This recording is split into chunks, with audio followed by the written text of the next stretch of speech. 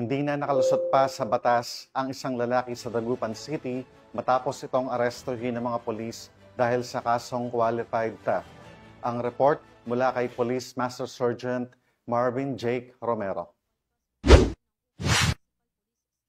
Naresto ng mga tauhan ng Dagupan City Police Station ang isang lalaki na wanted sa qualified theft sa Barangay Poblasyon, ST, Dagupan City. Kinilala ang suspect na si Russell, 27 taong gulang, walang trabaho at residente ng Barangay Karanglaan, Dagupan City. Ang pag-aresto ay sinagawa sa bisa ng warrant of arrest na may kasong qualified theft na may piyansang 72,000 pesos.